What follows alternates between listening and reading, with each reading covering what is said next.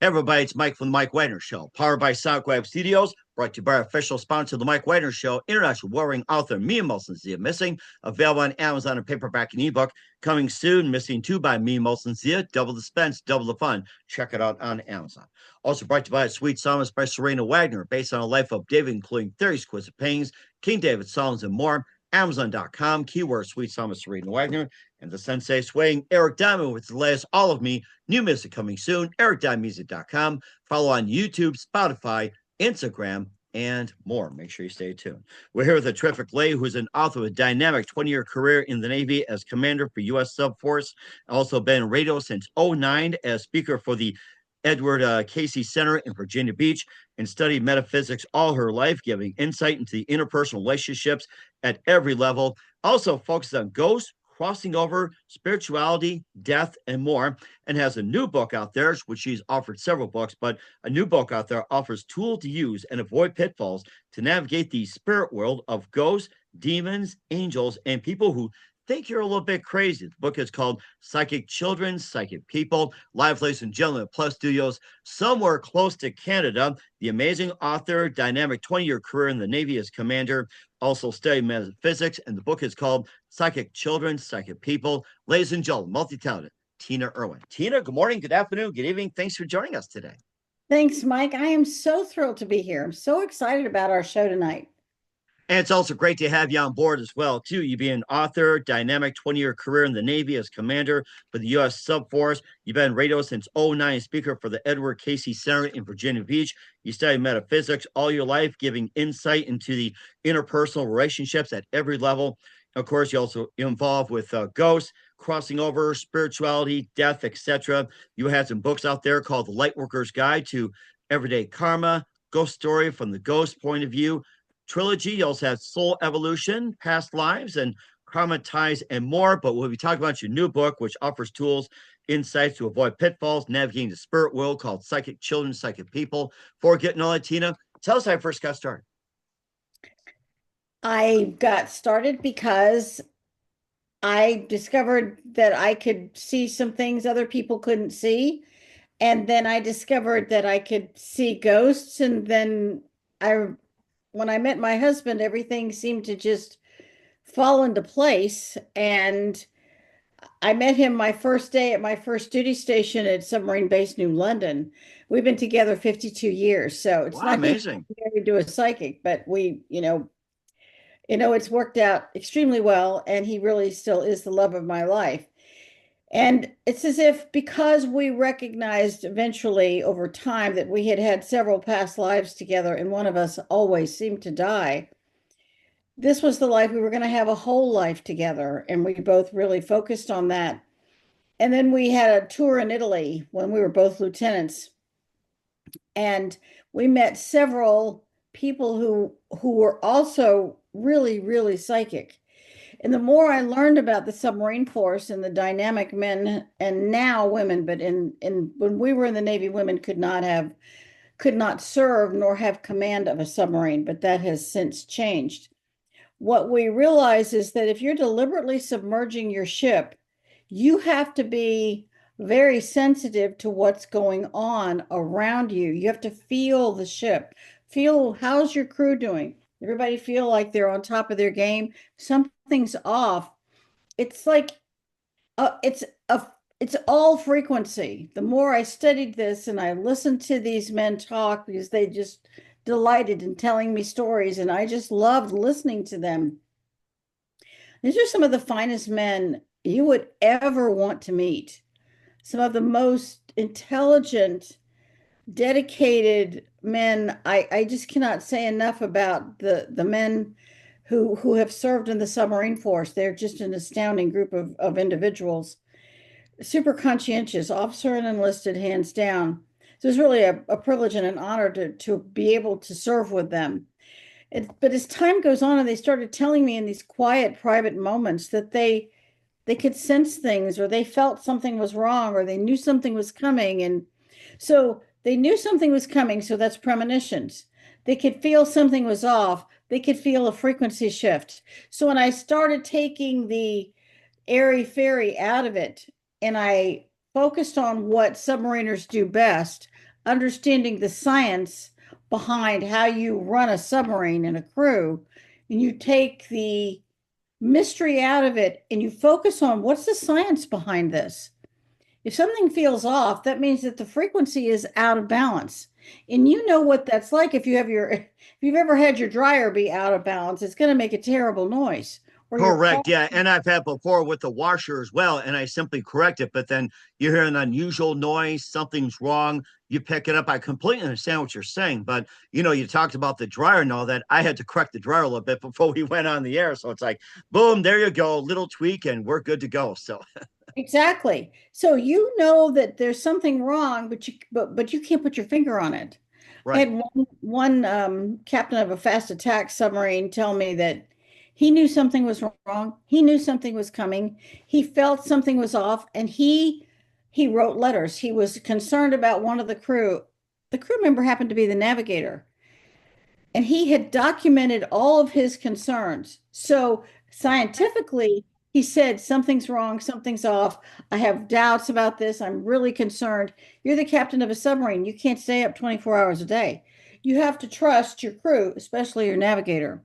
So when they collided with a Russian submarine in the Mediterranean, he had documented, didn't mean he wasn't relieved of command because the captain is ultimately responsible. But there are some interesting factors in mitigation. And what that told me was it doesn't matter what your job is. It doesn't matter who you think you are. Everyone has a psychic sense because it keeps you safe. You can't drive a car without it.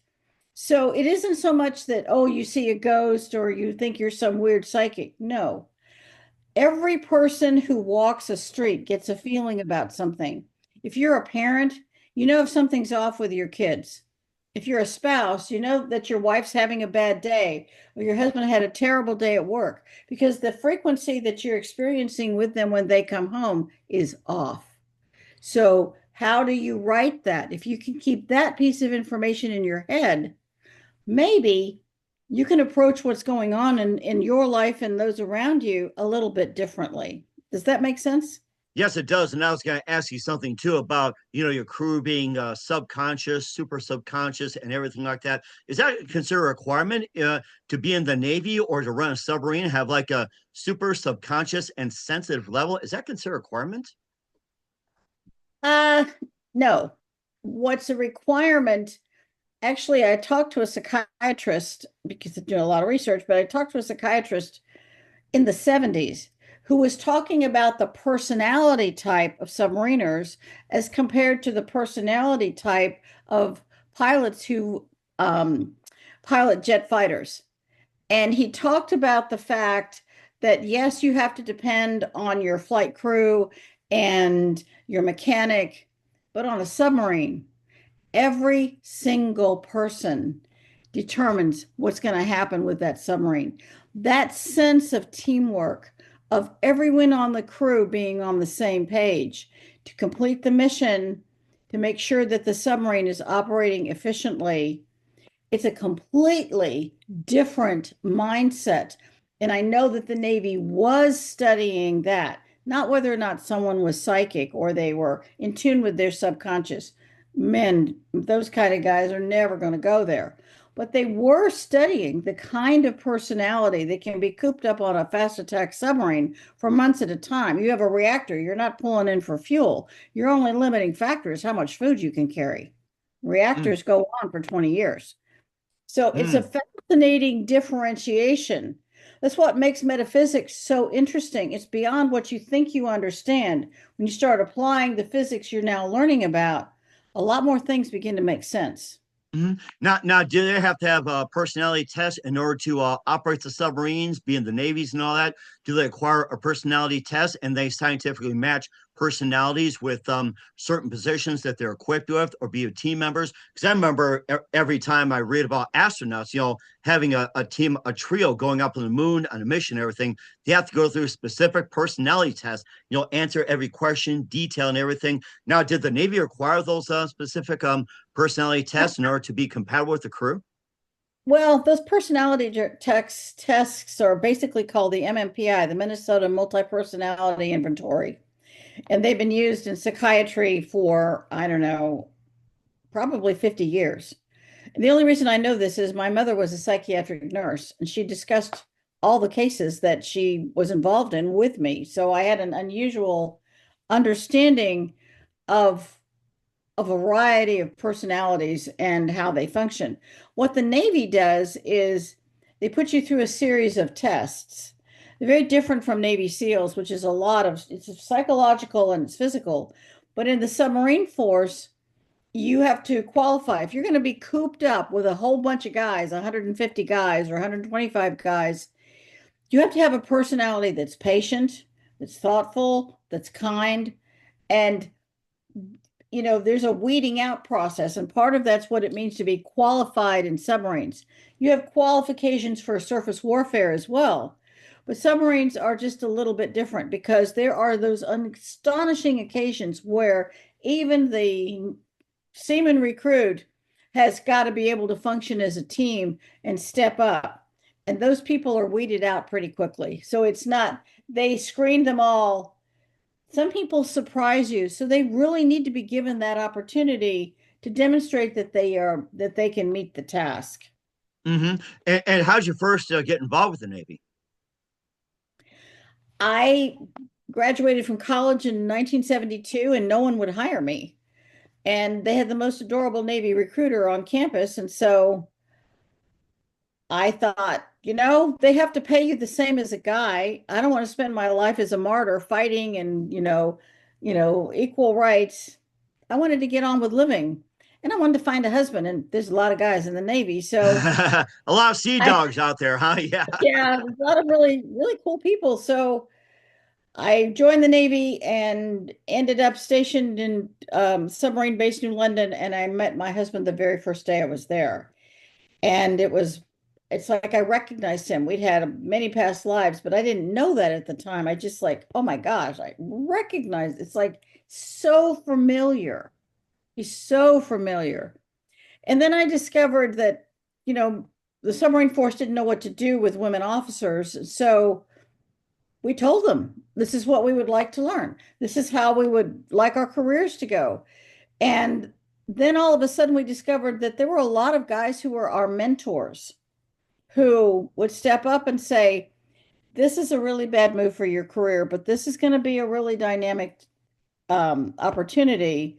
And you could discuss this with them. And if you were really competent, you could go a long way. The truth of the matter was from the 70s to almost today, there simply are not enough men. If you don't have women doing these jobs will not get done. That means that your readiness is not there. So women have really stepped up and opened a lot of doorways. They've changed all the services and made a big difference in how men and women work together. And I mean, you know, I could not go to sea on a submarine because Congress hadn't changed the laws yet. But I had many, many jobs. One of my jobs was I designed equipment that protected all these different submarines from terrorist attacks. So I spent a lot of time on board submarines, but not at sea, if Mm-hmm. that gives you any idea. And then Correct. Yeah. there were some crazy things that happened. So there you Mhm. go. And what are some of the most memorable missions that you've been on? Most challenging, and how'd you manage to accomplish the task? Your most challenging mission. Um, I designed all this equipment. Getting it through Naval Sea Systems was exceptionally hard. But this weird thing happened. The commanding general for Central Command in the Middle East heard about what I was doing. I don't even know how. Apparently, there was somebody who was watching, shall we say. And I ended up flying to the Persian Gulf. And then my three-star admiral was very concerned because I was flying to Bahrain and they needed someone who knew enough about the physical security, not just a submarine, but a shore station, because I had $100 billion in assets to protect, Oh submarine bases wow. and submarines and in any port of call. So whatever you're designing, this is the hardest job I'd ever had until the current one. if you're designing equipment, it can't be overtly aggressive. A seaman recruit has to be able to use it. It can't take up space. It's a very, very hard job, very hard job. You have to convince men that a woman who's never served aboard a submarine is going to put equipment on your ship that you have to use, and it has to make sense.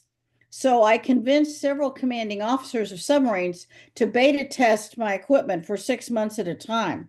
Then we'd come back and we'd sit down and we'd go over what worked, what didn't work, what did you love, what did you hate, and just go through this hard science process. And eventually they didn't want to go to sea without my devices, which are still classified. And so I ended up in the Persian Gulf, and they'd already had Naval Investigative Service and I don't know how many other agencies. But for some reason, what I was doing was a completely different approach to protecting assets. And I get there, and my admiral was just terrified I would be kidnapped. So I had bodyguards while I was there, and I'm briefing all of these high officials. And then I sat them down and said, you need to do this, this, and this. And if you do these things, you can protect this asset at this pier in this location. And they did that. And it was, and to send some, I'm 5'1". So you send this, this little woman to the Middle East with all these guys, and nobody takes you seriously until you start explaining, we're going to do this and this is why it works. We're going to do this and this is why it works. And here's who you buy it from. And here's what you're going to do with it. All of a sudden they forget you're female, and they listen to what is the mission and how are we going to get it done. Then you develop that teamwork. You have to have a really thick skin to do it. But it opened a lot of doors, and I think we saved a lot of lives, because if you go to any military base today or on any submarine, they still use all my equipment and my devices in all those places. So it was actually extremely successful. And sounds very successful indeed. Saving lives and encouraging lives, and also being in past and present lives. We'll talk more about that with Tina Erwin and the book Psychic Children, Psychic People. But first, you listen to The Mike Wagner Show at themikewagnershow.com, powered by Sonic Web Studios. Visit online at sonicwebstudios.com for all your needs. Looking at a professional website without breaking a budget, Sonic Web Studios is the answer. Sonic Web Studios offers fast, affordable custom web designs that blow the competition away. Call today, 1-800-303-3960. That's 1-800-303-3960. Or email to support@sonicwebstudios.com. Mention the Mike Wagner Show, get 20% off your first project. Sonic Web Studios, take your image to the next level. Also, time to give official shout out to our official sponsor, the Mike Wagner Show, international warring author, me and Molson Zia. If you love fast-paced mysteries, you love Missing by me and Molson Zia, available on Amazon and paperback and ebook. Missing is fast-paced and intriguing with an unforgettable twist. Takes place in 4 countries, 2 strangers, 1 target, where truth is illusion and those who love you to first go missing. It's available on Amazon and paperback and ebook. Missing by me and Molson Z has got great reviews, and Evil Evan enjoys by Howard celebrities, including Joanna Cassie, Forrest Riley, and many others. So grab your copy today for it goes Missing by me and Molson Z, available on Amazon. Coming soon, Missing 2 by me and Molson Zia. Double the suspense, double the fun. Check it out on Amazon. Also brought to you by A Sweet Psalmist by Serena Wagner, based on the life of David, including 30 exquisite paintings and King David Psalms. The Sweet Psalmist gives a new perspective of David throughout the Psalms he wrote as the time as a shepherd where it started, and complicated yet turbulent relationship with King Saul. It's a story of love, betrayal, repentance, hope, and more. Check out The Sweet Psalmist by Serena Wagner on Amazon. Keyword Sweet Psalmist Serena Wagner. Also brought to you by Sensei Swing. Eric Diamond's latest release, All of Me, featuring a title track, I've Got a Heartache, Bring Me Sunshine, Strike a Match, and more. Eric's a multi-award winning artist and inducted numerous Hall of Fames. Album, Entertainer of the Year, new music coming soon. Check out ericdiamondmusic.com for the latest. Follow on Facebook, YouTube, Spotify, and more. Also, check out the Mike Wagner Show at themikewagnershow.com. 40 podcast platforms, heard in 100 countries. Take us with you on any mobile device.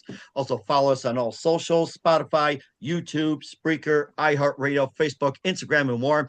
For great gift ideas like t-shirts, pop sockets, throw pillows, tote bags, hoodies, Amazon.com. Check out the Mike Wagner Show podcast. And for more great gift ideas, go to Amazon.com/me and Molson Zia for great books, merchandise, and more. And support the Mike Wagner Show on Anchor FM. PayPal, and the MikeWinterShow.com. We're here with amazing author with a dynamic 20 plus year career in the Navy, Tina Erwin, here on the Mike Wagner Show. And before you get to the book, Psychic Children, Psychic People, and you talked about you going through several lives with your soon to be husband at the time, husband and everything. What would you say? How did you first get interested in being like, having a first life, living many lives, and everything like that? We all live life after life for experiences. And we don't all live 100 years. Sometimes we don't need 100 years. Sometimes we need a short period of time.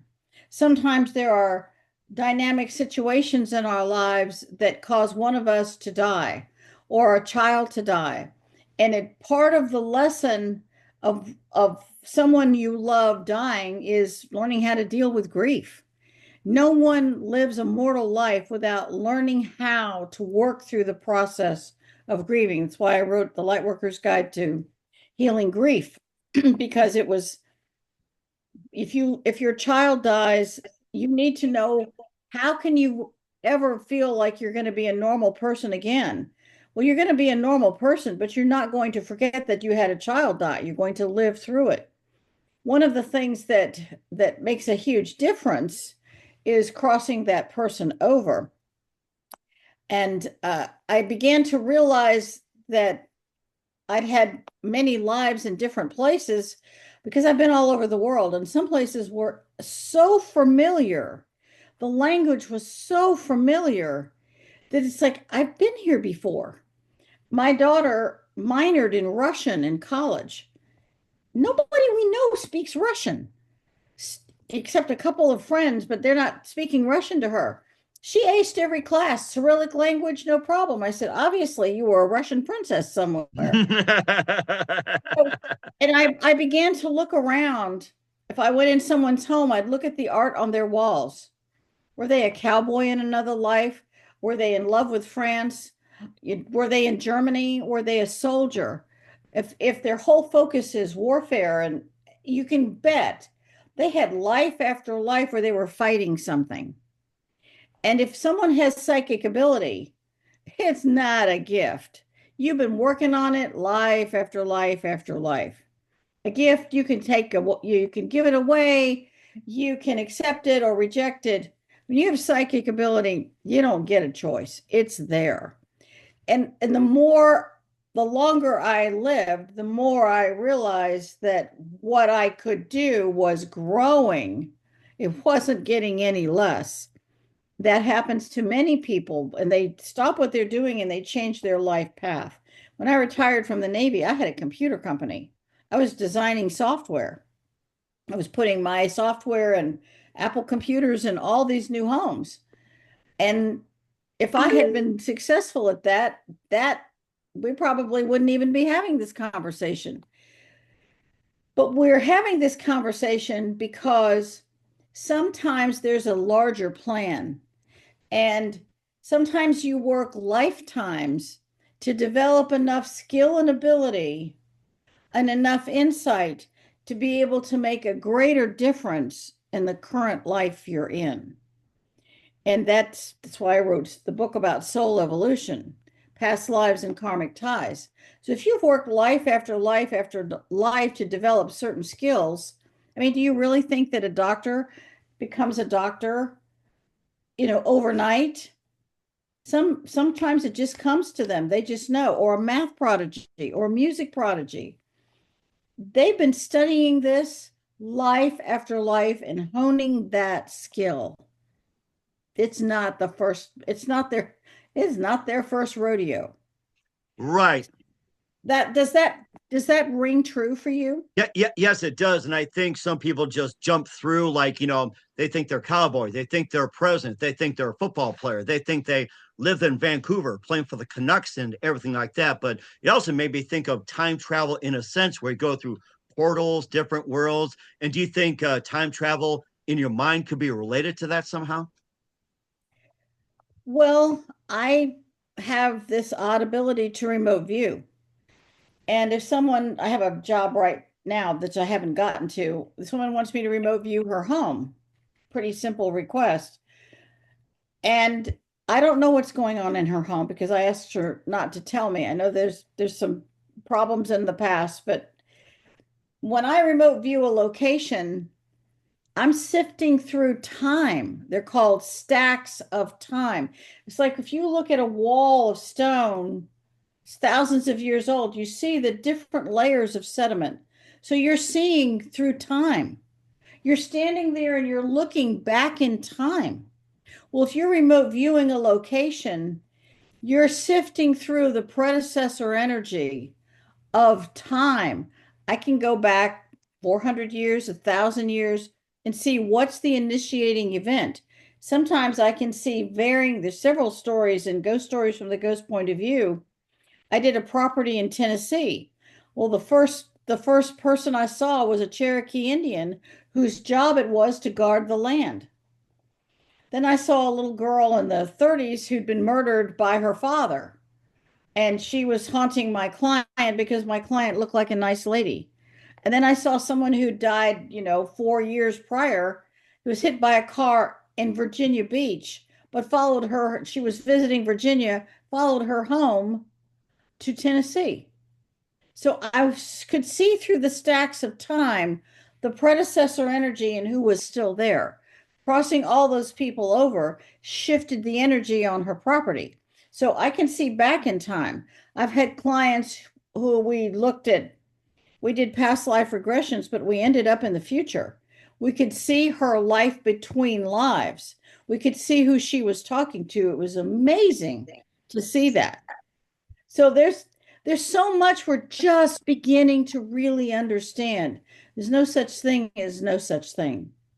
Hmm, that is rather interesting. It made me think about crossing over and everything like that. And of course, some people say that if you die, you either go to heaven or hell, or some cases you'll go to purgatory, which is middle ground, and then they'll decide later on if you'd be going to heaven or hell or everything like that. What would happen after someone died? Would they be still going through that phase, whatever, go like heaven, hell, purgatory, or they just like crawl on as a spirit, looking out? So it's like, hey, this is what happened, everything like that. So what would happen, especially die, especially you witness, like say you're in the Navy, somebody dying, at war and such. Well, every person's death is as unique as that person is themselves. This is exactly what happens. The only thing that is universal is that as soon as the person flatlines and the silver cord that connects the soul to the physical body, as soon as that's severed, then the soul and the body separate. That's universal. The Tibetans talk about this. The Tibetan Book of Living and Dying is the best treatise on what happens after death. I highly recommend it. And when sometimes people don't know they're dead, they just keep doing what they were doing 5 minutes before death. They were still driving that car or fighting that battle or serving tea. I've seen all of those things. If the person knows they're dead and they look around and they can see their body, whatever happened to their body, then many people see the light come for them. And if they're wise, they move into the light. But many people, depending on how they died, if it was really traumatic or chaotic, they don't readily see the light. Or something it's like they're blocked, they can't see it. They are operating in what's called the fourth dimension. If you go from this frequency to the fourth dimension, it acts like a step up transformer. You have to move from the third to the fourth before you can get to the heaven world, or what I'm calling the fifth dimension. Once you're in there, you've got counselors of divine wisdom. Whatever pain you had is just completely gone. If you committed suicide, if you were murdered, these are enormously traumatic events. These people absolutely need someone to help them cross over. Some of them don't understand what happened or the pain they thought they were going to escape from for suicide. It's still there. The darknesses they saw are still really haunting them. When you bring in an angel for them and you cross them over, you instantly change everything that's happening for them. And I even strongly recommend people cross over murderers because they come back and murder again and again. But if you cross them into the heaven world, it doesn't change the karma they created by killing someone.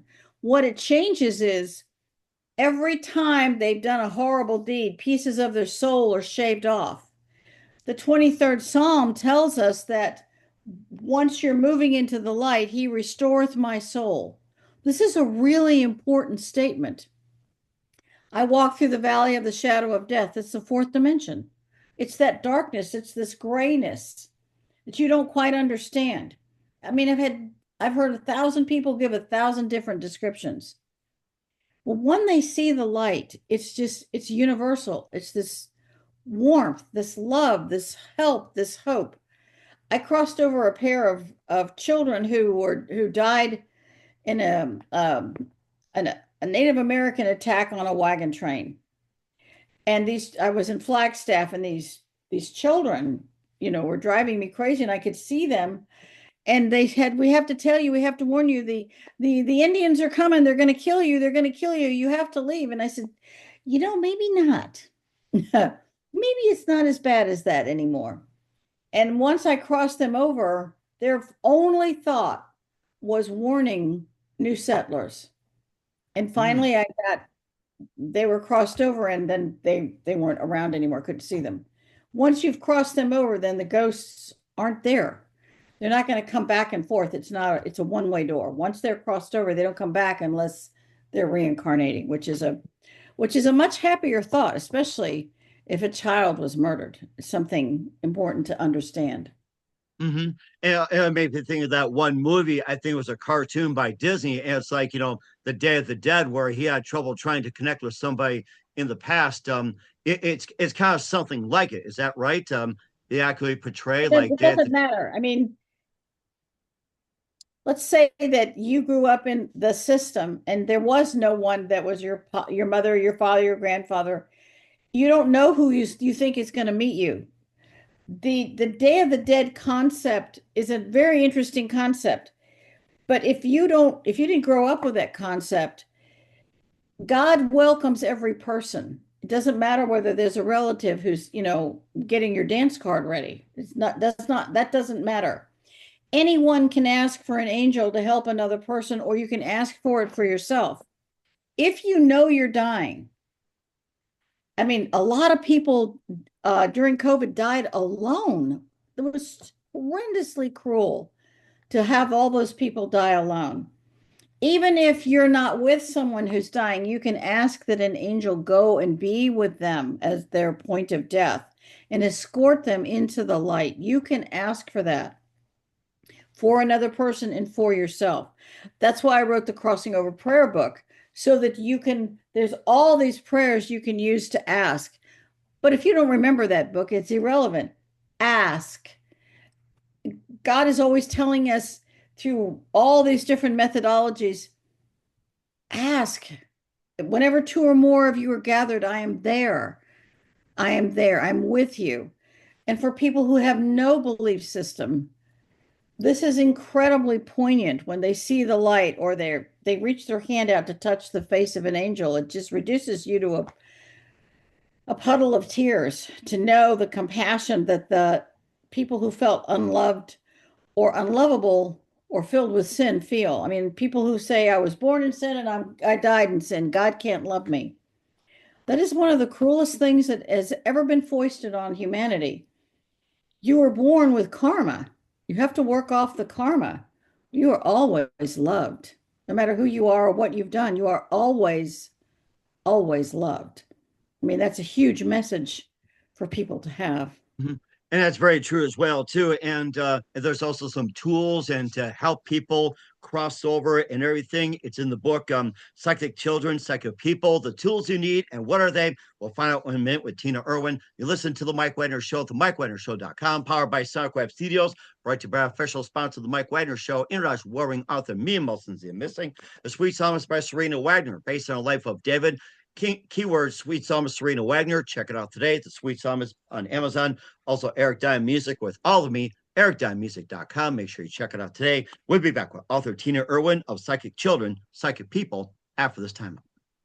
We're back with author Tina Erwin, the Mike Wagner Show with psychic children, psychic people. We talked about your career in the Navy, how to get them to cross over with the prayer and everything else. Now you got the book, Psychic Children, Psychic People. It offers tools to use and avoid pitfalls to navigate the spirit world and ghosts, demons, angels, and people. Maybe just a bit about the book, what inspired you to write, and maybe some of the tools and some of the tricks you could offer.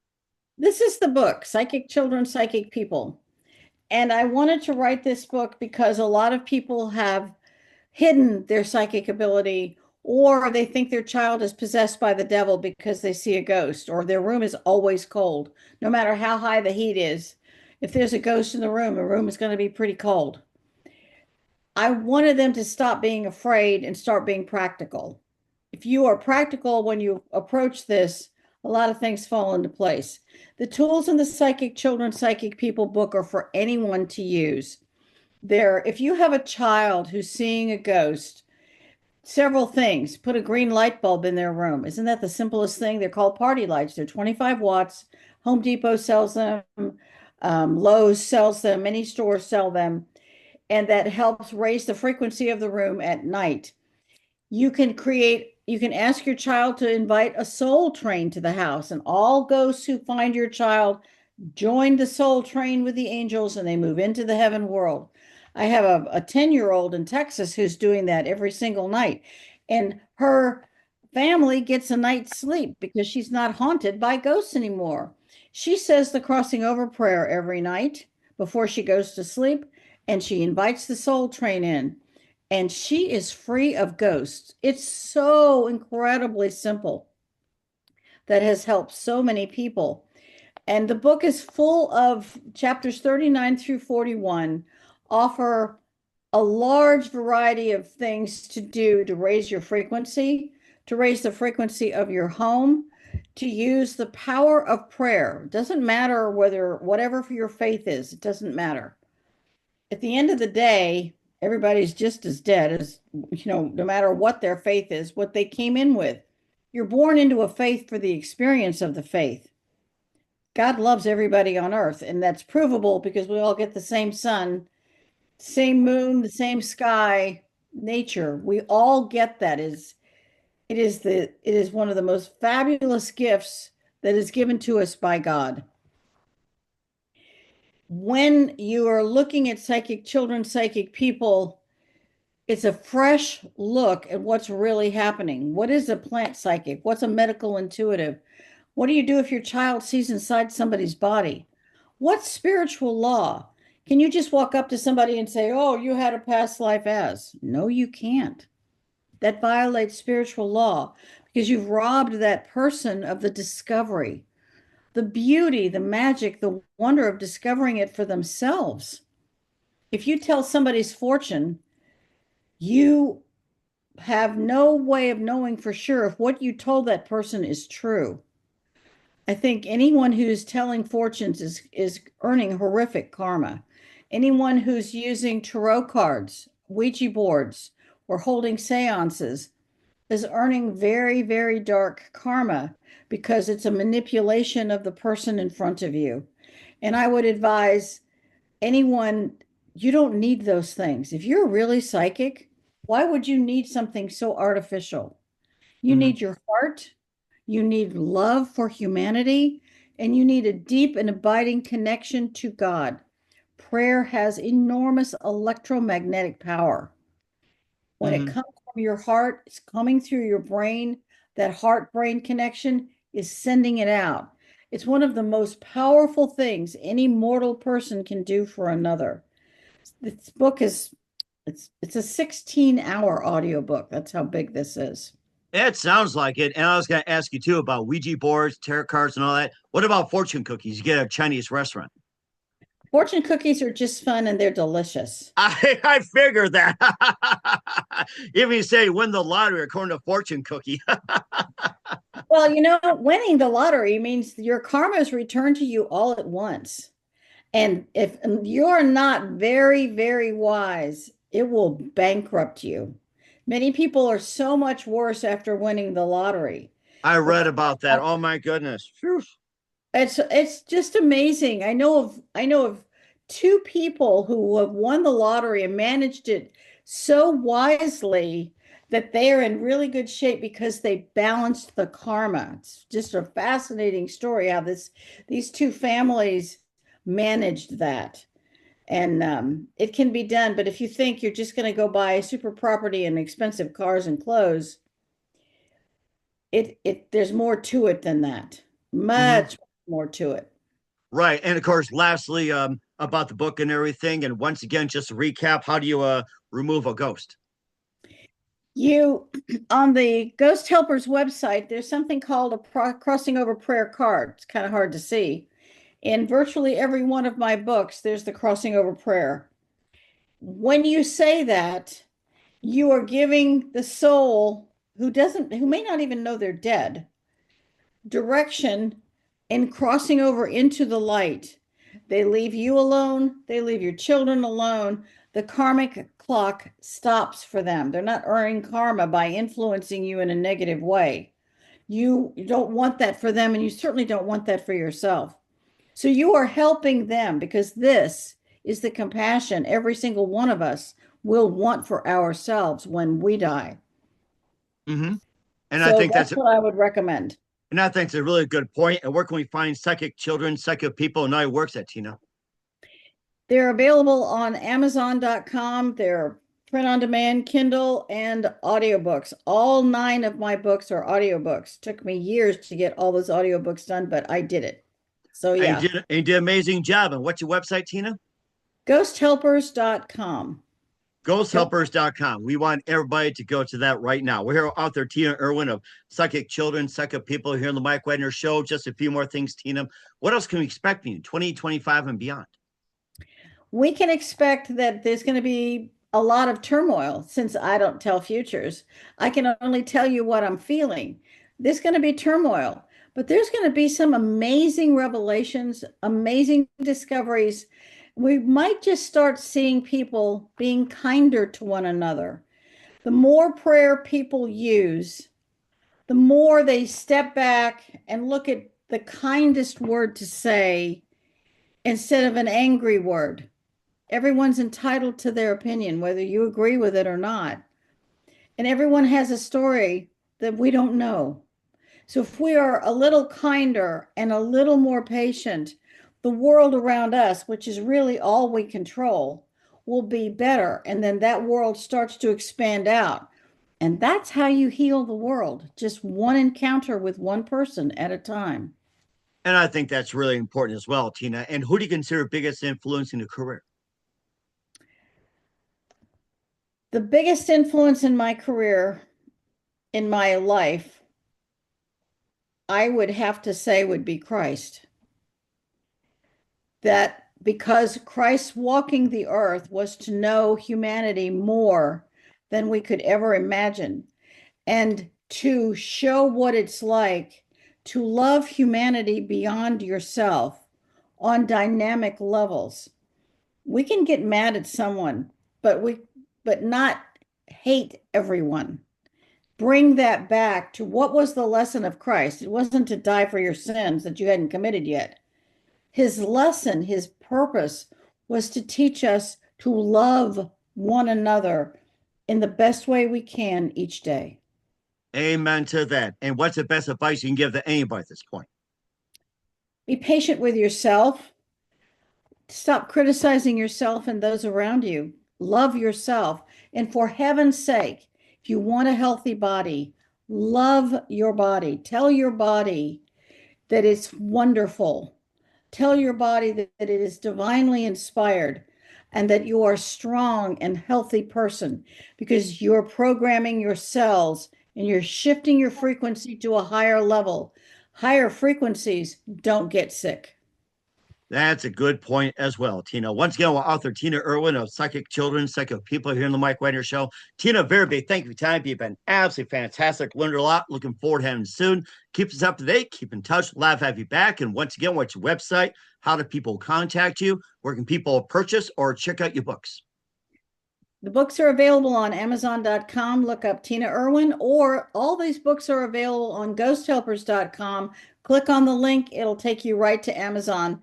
And then you can see a little more things. There's many videos, some podcasts there. It's a wonderful place to be to learn about things, including a crossing over prayer for animals. It's all there. Oh, that's a great Thanks one. for having me. I've had a blast. Thank you so much. I really appreciate it. And thank you as well. Looking forward to having soon. Keep us up to date. Keep in touch. Love to have you back. We wish all best. And Tina, you definitely have a great future ahead. Thank you. Good night.